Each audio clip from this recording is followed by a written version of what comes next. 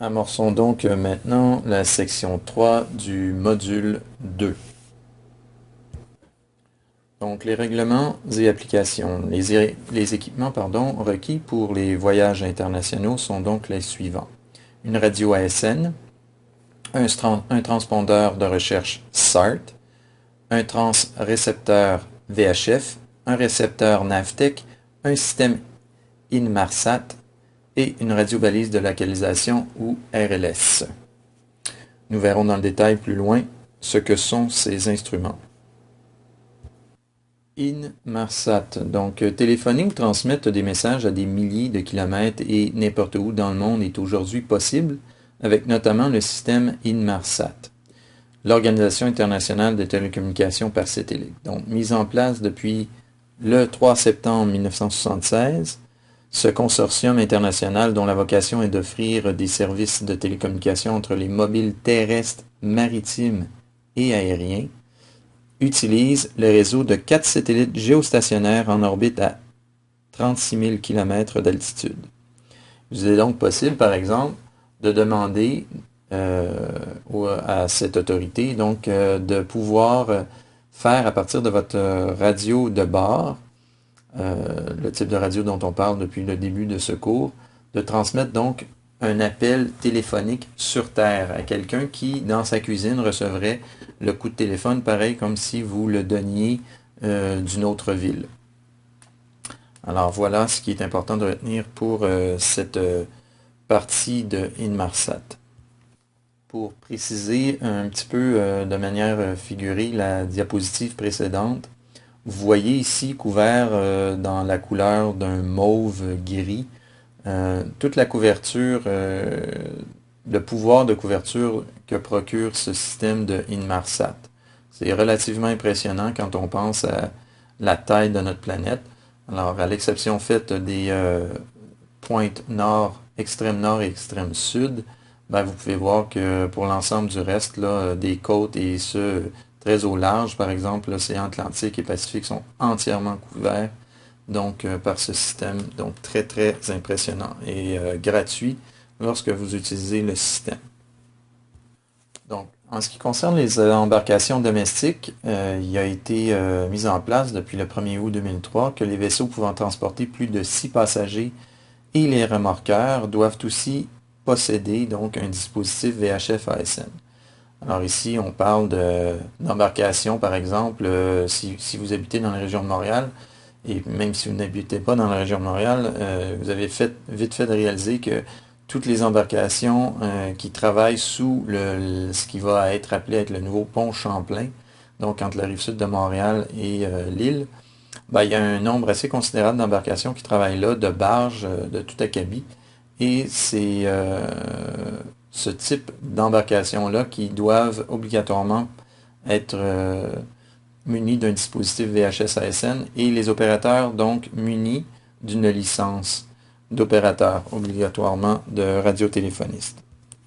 Bien entendu, comme je l'ai déjà laissé entendre en début de classe, les embarcations de plaisance ne sont pas soumises à ces obligations de posséder un équipement de type SM-DSM et par contre, il est fortement recommandé, je le répète, ceci est une espèce de police d'assurance de la télécommunication, donc vous permettant, si vous vous éloignez un tant soit peu de la côte, de pouvoir communiquer à longue distance, parce qu'évidemment, votre téléphone portable cellulaire ne fonctionnera pas. Il y a même des zones en ville où les téléphones portables ne fonctionnent pas. C'est de moins en moins courant, mais quand même, et le service pourrait éventuellement tomber et vous seriez en panne sur l'eau. Votre instrument de communication qui vous reste, en fait, serait la radio embarquée.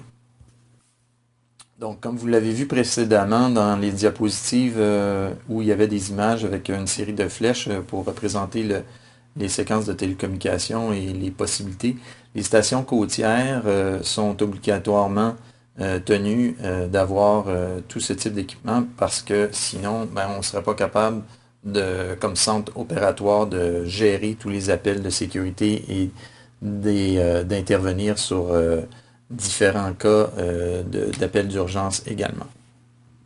En radiotéléphonie, les espaces sont divisés en différentes zones maritimes. Il est important de bien retenir ceci.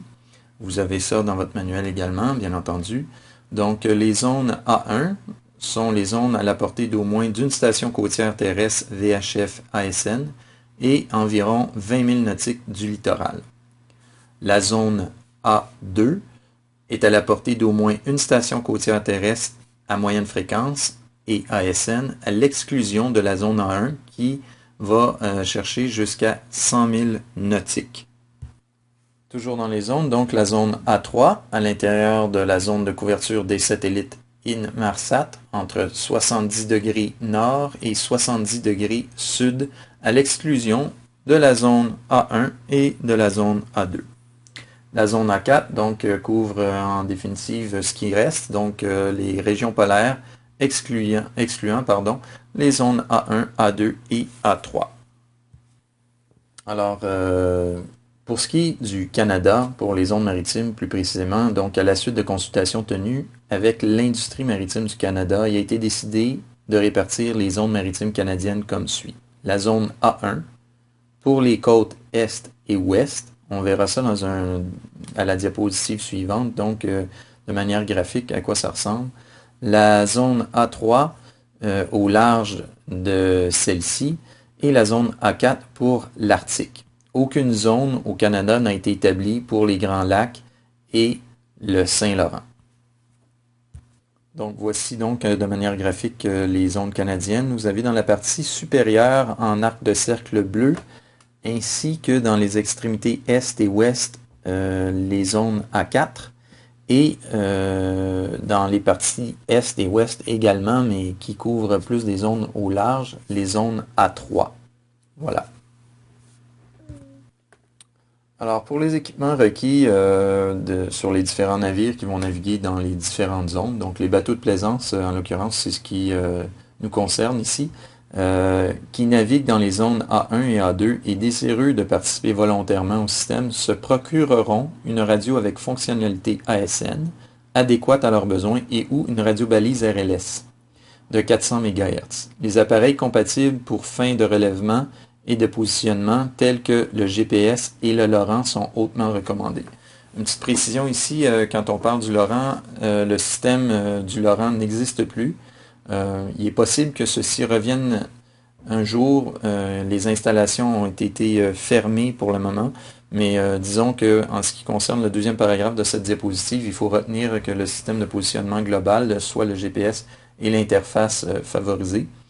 Et puis, donc en interface avec une radio ASN, on peut fournir automatiquement la position d'un navire.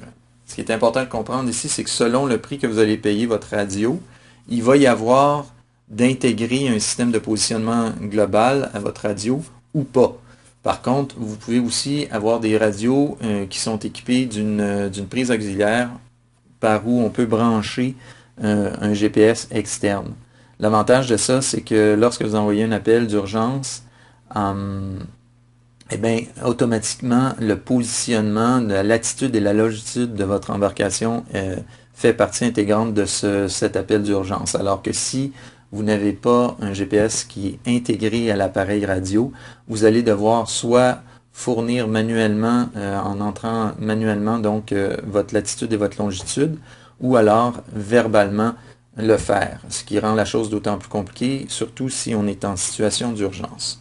Alors, le NISM, soit le numéro d'identité du service mobile maritime, qui est, si vous voulez, ni plus ni moins l'équivalent d'un numéro de téléphone privé pour votre radio, l'équivalent du numéro de téléphone que vous avez à votre résidence ou du numéro de téléphone que vous possédez pour votre téléphone portable. Ce numéro est unique, donc à la radio que vous avez à bord. Donc, le numéro d'identité est exclusif, sera assigné à chaque bateau et à chaque station terrestre, éventuellement pour ceux qui font de l'intervention de sécurité. Le NISM n'est pas transférable. Donc, une fois que le NISM est embarqué sur la radio, vous ne pouvez pas le transférer. Vous ne pouvez pas vendre votre NISM à quelqu'un. Si vous vendez votre radio, le NISM va suivre le radio. Alors, vous ne pouvez pas garder votre NISM et l'inscrire dans une nouvelle radio. C'est très important de retenir ceci. Donc, autre chose, une particularité du NISM, c'est qu'il est composé de 9 chiffres, dont les 3 premiers sont ceux du pays d'origine. Le Canada ont choisi d'avoir comme les 3 premiers chiffres 3, 1, 316. Aux États-Unis, comme le pays est plus grand, qui a plus d'utilisateurs, on a une plus grande série de préfixes, soit le 303, 338, 366, ainsi de suite. Une autre chose intéressante avec le NISP, c'est qu'on pourrait, par exemple, pour des fins d'une meilleure organisation là, radio-téléphonique, faire une demande d'un NISM pour une organisation ou pour un ensemble de navires, une flotte. Donc un vaisseau de flotte, tout à l'heure on voyait que les numéros, le préfixe du numéro canadien, du NISM canadien était le 316, comme on voit sur la première ligne en bas de page ici. Et dans un exemple de vaisseau de flotte, ce 316-là serait précédé d'un 0. Et pour une station côtière, pour bien définir la différence entre une embarcation de plaisance, par exemple, ou un autre type d'embarcation, et une station côtière qui est un immeuble, qui est un élément fixe, eh bien, on précède le NISM par 2 zéros. Très important à retenir. En ce qui a trait à la nécessité d'un NISM pour l'ASN, il est essentiel que tous les vaisseaux munis d'une radio avec ASN obtiennent un NISM et fassent programmer ce numéro dans l'appareil. Il est important ici de retenir que c'est important le NISM, mais ce n'est pas une obligation légale. Vous n'êtes pas tenu légalement d'avoir un NISM qui est lié à votre appareil. Nous, on le suggère fortement, d'autant plus que ça coûte 0 $. Alors, vous pouvez faire la demande auprès d'Industrie Canada. Alors, vous allez sur Google, vous tapez Industrie Canada, vous pouvez faire tout ça en ligne et on va vous fournir un NISM pour votre radio.